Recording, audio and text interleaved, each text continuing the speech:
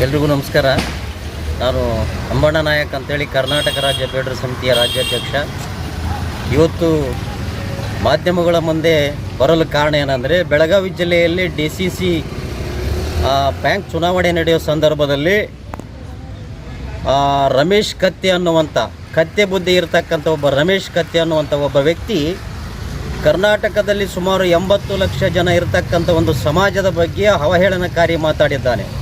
ಅದಕ್ಕಾಗಿ ನಾವು ಇವತ್ತು ಮಾನ್ವಿ ಪೊಲೀಸ್ ಸ್ಟೇಷನ್ದಲ್ಲಿ ಅವರ ವಿರುದ್ಧ FIR ಒಂದು ಕೇಸು ದಾಖಲೆ ಮಾಡಿಸಿ ಅಟ್ರಾಸಿಟಿ ಕೇಸು ಮಾಡಲು ಒತ್ತಾಯ ಮಾಡಿದ್ದೇವೆ ಇವತ್ತು ನಾವು.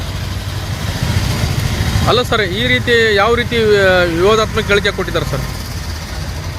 ಈ ರಾಜ್ಯದಲ್ಲಿರ್ತಕ್ಕಂಥ ಒಂದು ವಿಶೇಷವಾದ ಚರಿತ್ರೆಯನ್ನು ಹೊಂದಿರತಕ್ಕಂಥ ಒಂದು ಬೇಡ ಜನಾಂಗಕ್ಕೆ ಅವನು ಅಶ್ಲೀಲವಾಗಿ ಆ ಶಬ್ದ ಹೇಳಬಾರ್ದು ನಾವು, ಯಾಕಂದರೆ ಆ ಶಬ್ದ ಹೇಳಲಾರ್ದಂಥ ಶಬ್ದ ಮಾತಾಡಿದ್ದಾನೆ. ಅದಕ್ಕಾಗಿ ನಾವು ಇವತ್ತು ಕರ್ನಾಟಕ ರಾಜ್ಯ ಬೇಡರ ಸಮಿತಿ ವತಿಯಿಂದ ಇವತ್ತು ನಾವು ಒಂದು ಮಾನ್ವಿ ಸ್ಟೇಷನಲ್ಲಿ ಒಂದು ಪ್ರಕರಣ ದಾಖಲೆ ಮಾಡಿದ್ದೇವೆ. ಅವನು ಬಹಿರಂಗವಾಗಿ ವಾಲ್ಮೀಕಿ ಜನಾಂಗದ ವಿರುದ್ಧ ಮಾತಾಡಿರುವುದನ್ನು ಕ್ಷಮೆ ಕೇಳಿ, ಅವನು ಕ್ಷಮೆ ಕೇಳಿದರೆ ಒಂದು ರೀತಿಯಲ್ಲಿ ಬಿಡ್ತೀವಿ, ಮತ್ತು ಕಾನೂನು ರೀತಿಯಲ್ಲಿ ಅವನ ಮೇಲೆ ಯಾವ ರೀತಿ ಕಾನೂನು ಕ್ರಮ ಕೈಗೊಳ್ಳಬೇಕು ಆ ಕಾನೂನು ರೀತಿ ಕ್ರಮ ಕೈಗೊಳ್ಳಲು ನಾವು ಒತ್ತಾಯ ಮಾಡ್ತೀವಿ. ಈಗ ನಿಮ್ಮ ಮುಂದಿನ ನಡೆ ಸರ್?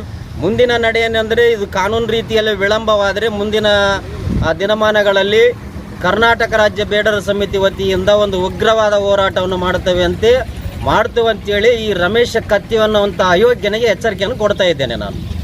ನನ್ನ ಹೆಸರು ಜಲ್ಲಿ ಆಂಜನೇಯ, ನೀರ್ಮಾನ್ವಿ, ಕರ್ನಾಟಕ ರಾಜ್ಯ ಬೇಡರ ಸಮಿತಿ ಬೆಂಗಳೂರು ಕಾರ್ಯಕಾರಿ ಸಮಿತಿ ಸದಸ್ಯರು. ಈ ವಿಷಯ ನೇರ ವಿಷಯಕ್ಕೆ ಬರೋಣ. ಬೆಳಗಾವಿ ಜಿಲ್ಲೆಯಲ್ಲಿ ರಮೇಶ್ ಕತ್ತಿ ಅನ್ನುವ ಒಬ್ಬ ಕತ್ತೆ ನಮ್ಮ ಸಮುದಾಯದ ಬಗ್ಗೆ ಅವಹೇಳನಕಾರಿ ಹೇಳಿಕೆ ಕೊಟ್ಟಿದ್ದಾರೆ. ಅದಕ್ಕಾಗಿ ನಾವು ಇಂದು ಅವರ ವಿರುದ್ಧ ನಮ್ಮ ಮಾನ್ವಿ ಠಾಣೆಯಲ್ಲಿ ಪ್ರಕರಣ ದಾಖಲೆ ಮಾಡಿದ್ದೇವೆ.